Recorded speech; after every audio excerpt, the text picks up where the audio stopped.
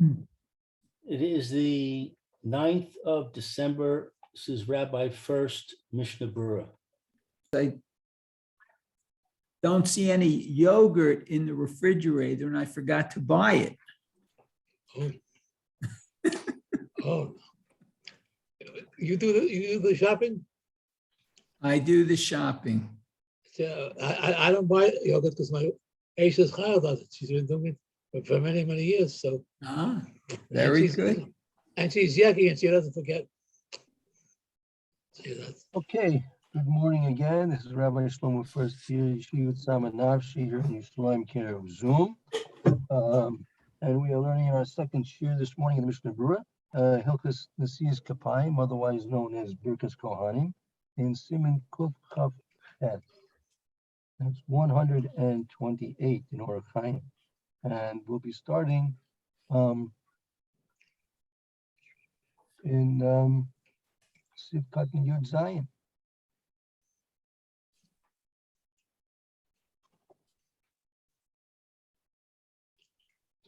Mayor, would you like to read for us? Okay. Yud Zayin. It says, Kishem machzirin pneihem ben batachila ben basof lo yachziru ela derech yamin. Okay, so it says, let's see. So when they turn their faces between the beginning and the end of Duhening? Yeah, meaning because when you go to the Amud, when you're there in the Duchen, so you're facing the Aron, and then you need to turn around to face the congregation at the beginning of the brachas, and then when you finish the brachas, you have to turn back again to face away from the congregation and now face the Aron again. Okay. Okay. Lo yachziru ela derech yamin. You should only turn in the path of towards the right. Yeah, I mean, you turn right instead of turning left. Okay.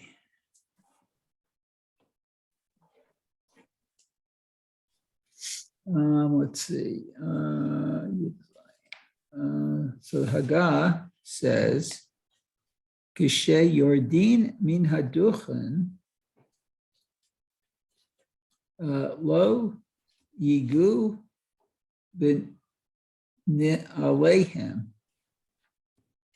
Oh, okay. So when you go down from the platform, what's yigu? Like put on your shoe? You shouldn't put on your shoes? Don't touch. Yigur is not to touch. Oh, don't touch your shoes. All right. Hamitunafin. I'm not sure what that is. Usually the shoes are dirty. So you don't want to touch the shoes that are dirty. Okay. Yeah, for practical experience, I use a shoehorn to get my shoes back on so I don't touch them. Oh, that's right. You have to work out some kind of system. So this is a physical thing as opposed to a spiritual or a tuma type thing? The Mechaber here in the Ramah, he's mentioning the fact that they're dirty, right? He's not going into the fact of whether or not there's tumah involved with touching the shoes. That may be the case in terms of some other things, but here, practically speaking, we'll see the Mishnah Berura. Practically speaking, the shoes are dirty, so you don't want to be touching them in the middle of your davening ceremonies. Okay, so ve'im nogim itlu yidehem l'tfilah. Hold it, that's running. And if you do touch them, you should wash your hands before tefillah. She'id palalu achar kach Oh, so that you can daven afterwards. Right, there's still some things the service of the prayer is still continuing after the Duhening, so therefore he needs to have his hands clean so he can be able to continue on with his prayer service. Okay, that's interesting. Okay. Let's take a look at the Mishnah Berura here. Okay, so Mishnah Berura, let's see, Yud Zion, where is Yud? Oh, there it is. Sonic Aleph. Okay, so it says Ben Batchila Ben Basof. Okay, Perush.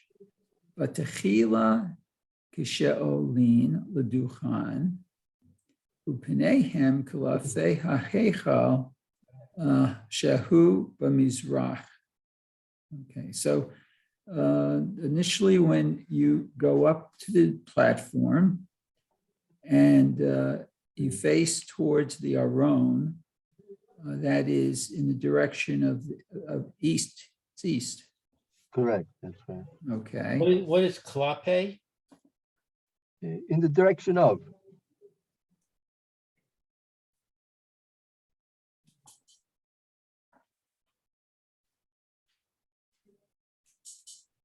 Okay. V'korim lahem kohanim. And he calls to them kohanim. Matchilin lahazir pinehem kalapei ha'am. And they begin to turn their faces towards the people. Right, so again, just as a review, so when the Kohanim go up to the platform, so they go up facing straight towards the Aron, or the Sifri Kodesh or Sifri Torah house, and they remain facing the Aron with their backs to the congregation until they get the call Kohanim, and once they get the call Kohanim, then they turn, and they're going to turn to their right sides and then come to face the congregation. When did they put on the talents? Is that to be mentioned later? Yeah, well, I'll have to see about that. When did they cover their hands and they put them? That'll be discussed. Yeah, I have to see when they're going to put the talus on. Right, very good point. Okay, so Kalafe, okay. L'tzad yamin shalahem, towards their right, shehu b'darom. That would be, Darom is south, isn't it? Darom is south, right? Okay, so that would be facing south then. Meaning that means you're gonna turn toward the south side, right? Oh, towards the south side, because yeah, if you're east, you're actually, if you turn all the way around, it's facing to the west. Okay, so that makes sense. You're turning towards the south side. Yachar kach lema'arav neged hatzibur, and afterwards. And then you're going to be facing to the Ma'ariv. Oh, Ma'ariv is west. Right. Okay. Keneged Tzibur, which is facing the congregation. Correct. Okay. Uvasof shematchil hashliach tzibur sim shalom, and at the end, when the Shliach Tzibur begins saying Sim Shalom, Umachzirin Pinehem Klapei HaKodesh. And he turns towards, where they turn their faces towards the Aron HaKodesh. Right, they come back to the original position. Correct. Okay. Matchilin L'chachazir Pinehem Derech Yamin Shalahem Shehu Batzafon. So when they begin, let's see, to turn their faces in the right direction of theirs, they are facing north. I don't understand that. Okay, so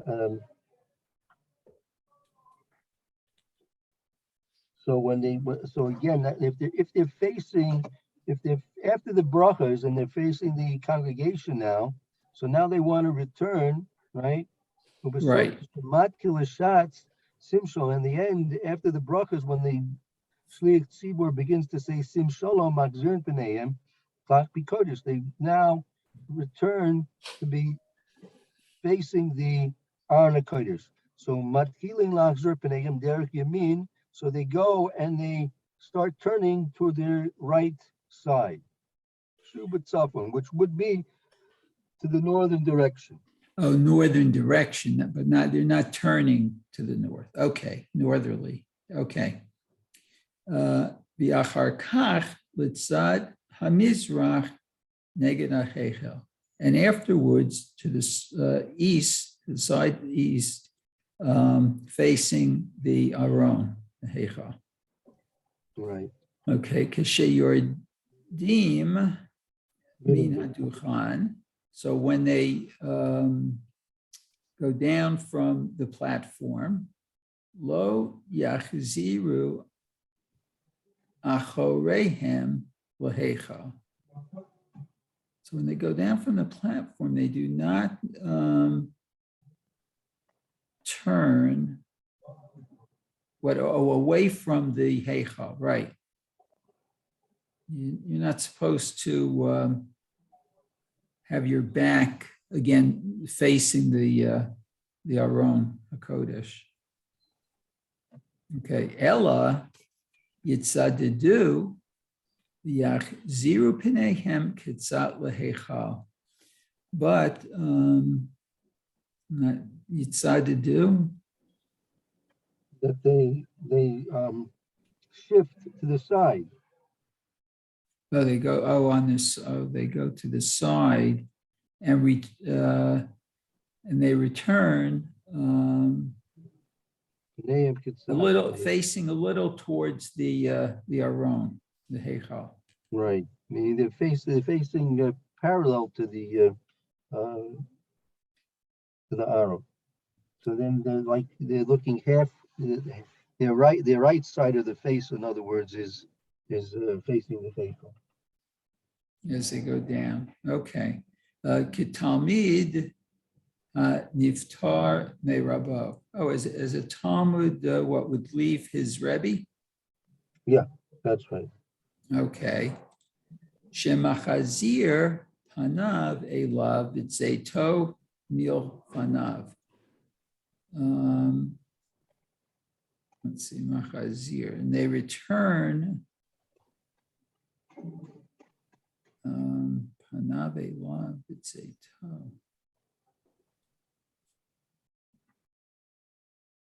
But say so milifanav, that she would like, it's like a Talmud that he's taking leave. Shenifter mirabba, when a Talmud is taking leave of his master, shemachzir panav elav but says milifanav. Oh, He turns his face. You don't turn your back on your Rebbe, so you reverse and you walk out with your face facing the Rebbe. Your Rebbe, okay. Yeah.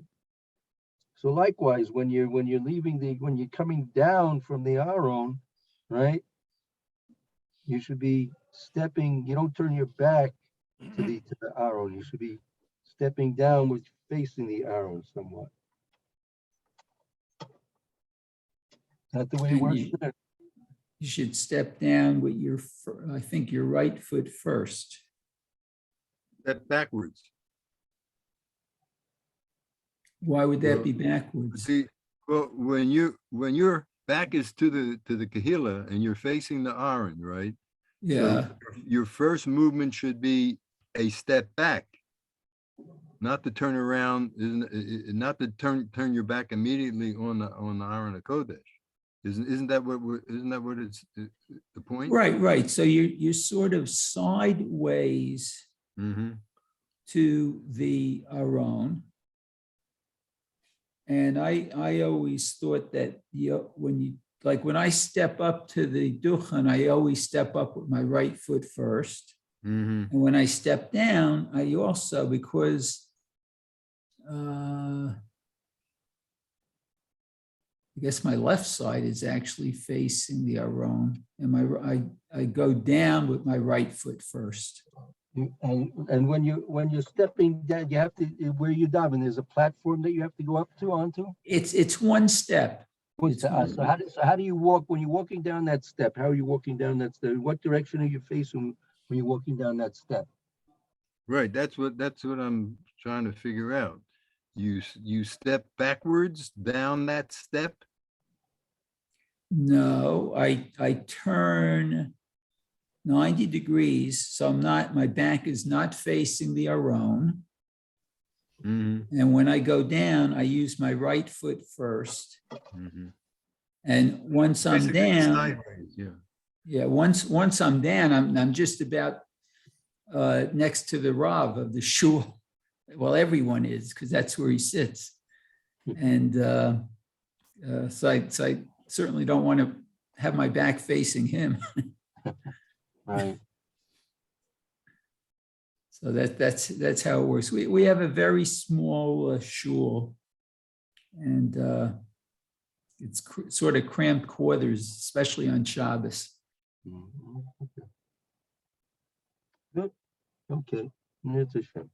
So yeah, the main point is not to turn your back on the Aron Kodesh completely. Walk at least sideways when you're walking down off the platform. Right. Is that- I'm not, I don't think this is changing the subject, so much, but what about related to that, when you get an aliyah and you're standing, at the bima? Now, the custom is that you move from the position you were when they were laning, right, for your portion, and then you move next to the gabbai, right? Mhm. And you're standing there. So when you leave the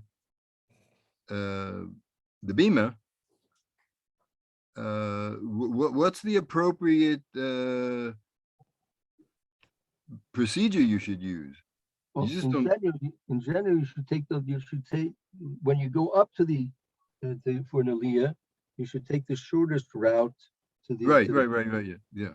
Okay, And yeah, then when you're leaving, you should take the longest route. So it sometimes depends on the position of where you're davening and where the bima is. yeah. But in general, you should exit. You should exit, go around the Right, bima. the long way. You take the long way. No, but I'm asking about your first steps. Right. You have to step backwards before you take the long way around. I'm not so. Yes, you usually back off the bima. That's what I do. Yeah. You don't walk off, you back off. You back off. So I've seen people who actually, especially when there's like the beam is elevated, that they actually walk down the steps backwards. Yeah, Right. that's right. Right? That's Is that what you do, Reb Aaron? Yes, correct. Mayor, If you don't it's not want your elevated, back to be to the Sefer Torah, so you have to Right. back off. Once you're down for bima, then you get to walk in any direction. if it's Yeah, not, if it's not because- elevated, then you're simply walking around the bima, so then you don't really have that issue about backing down. But Right. but yeah, you You should know, should you're be backing facing the down because Sefer you don't Torah. want your back to be to the Sefer Torah. So Right. you go backwards. If it's Yeah, so- elevated or not elevated, it doesn't matter. So when I used to duchen in my shul in America, there were about 5 steps going up to the bima.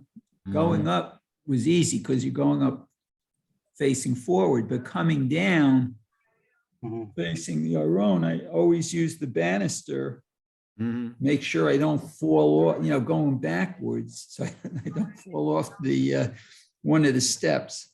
Yeah, Right. that's right. You have to be careful, sure. But even when you back down the steps of the beam, you still from there have to take the long way around. That's correct. Right. That's correct. Right. That's It's correct. two different processes, right? Exactly, Barry.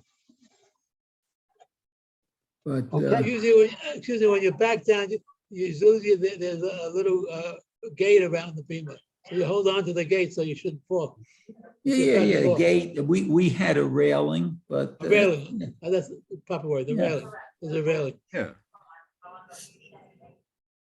Yeah, that railing is reminiscent of Har Sinai, you know. Just like there was a fence around Har Sinai, There was a what?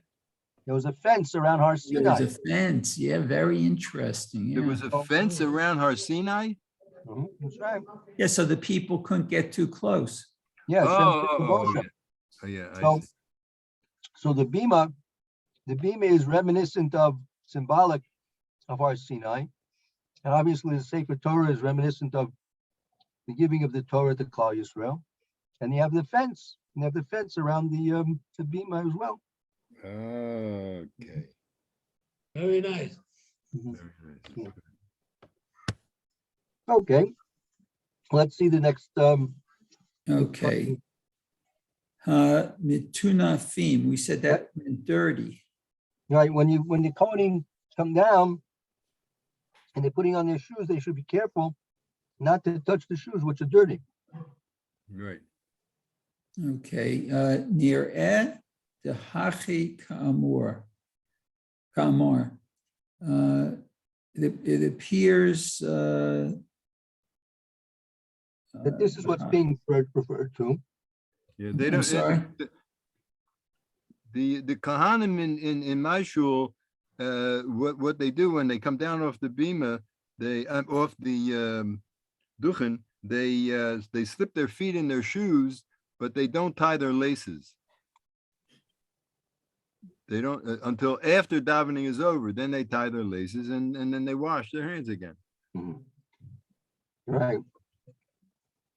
Now, They usually slip their feet into the shoes and they wiggle their toes in so Right. they don't touch anything.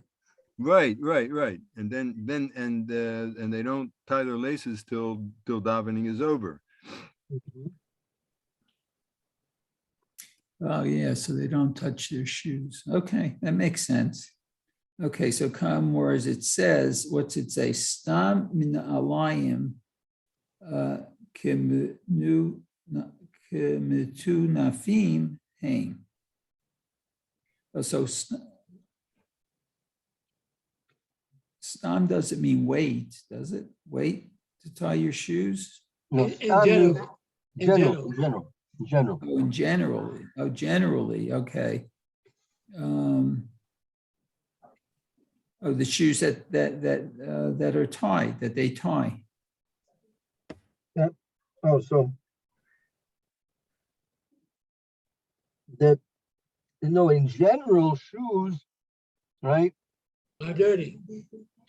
In general, shoes are usually dirty. Oh, dirty, right. Yeah, and don't forget, we live in much cleaner conditions than in previous generations. You know, we don't have horses and donkeys running around the streets like they did in the good old days, right, Rob Aaron? Yep. I remember that. I Yeah. still remember in Brooklyn, East 54th Street between Clarkson and Redmond Avenue, the horse coming down, the horse and wagon coming down the street, Right. right? You had that in Queens as well, Rob Aaron? Yes, people who had gardens used to take a shovel and pick up the droppings from the horse to fertilize their garden. That's what I remember when I was a kid. They Right, go. in Philadelphia, they had a like a horse patrol. They had these people actually with these big giant push brooms going through the streets and sweeping up the horse manure. That's the way it was. That was like a you know, like you have trash men today, you know, people collecting garbage or trash. And that was their job because there was so many horses around. I don't remember donkeys, but I remember horses. And they had stables. Right? Remember? Right. And they had stables. And you knew where the stables were because you know, when you were a block away, you could smell the stables. Right? No, it's true, right, Rev Aaron? Didn't you remember? Absolutely. Excuse me, it was a lot of crap. Excuse my expression.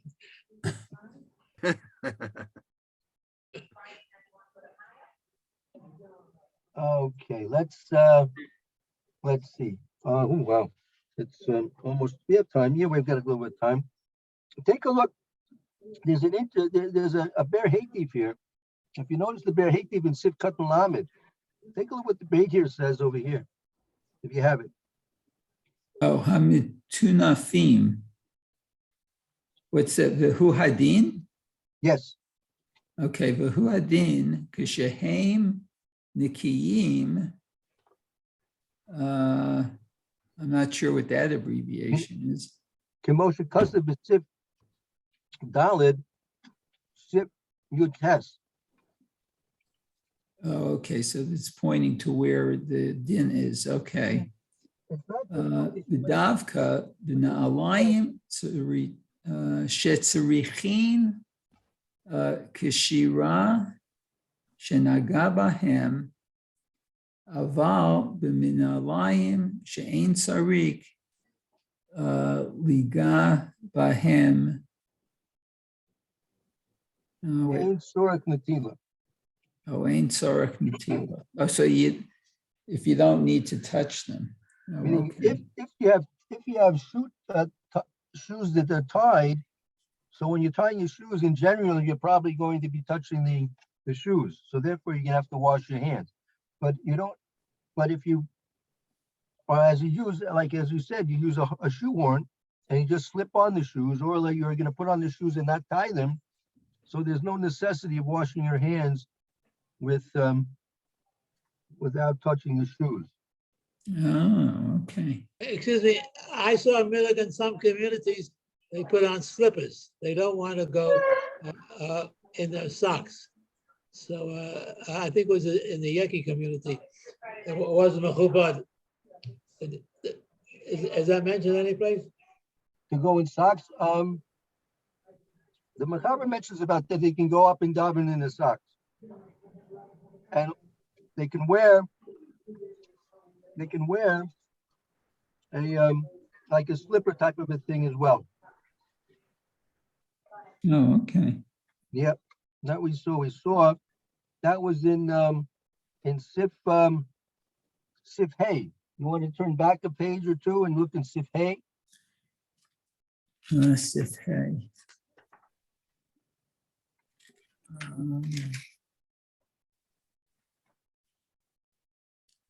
Okay, so let's see.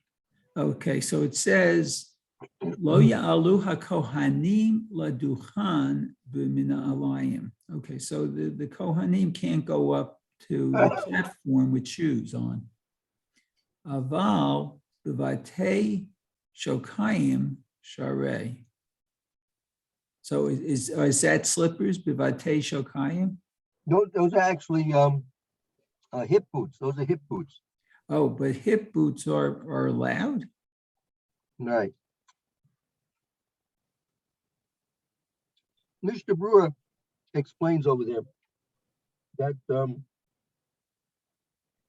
that you can wear also socks or these slippers. You can go up there too. So does that mean the hip boots were not made out of leather? So the Mr. Berura discusses this, that the whole reason why you're not supposed to wear your shoes up to Duhening, because we're worried about a Kohen that he may have a shoe that's in disrepair, and he may have to. If you look here in Mishna Berura, in Sif Katan Tezvav, he says that you might have a type of a shoe which the strap had broken, and it's a ganai. It's disgraceful for him to go up with a shoe that's in disrepair. But in the base of Migdash, the Kohanim, they walked around on that cold marble floor with no shoes. That's right. Right? I mean, That's right.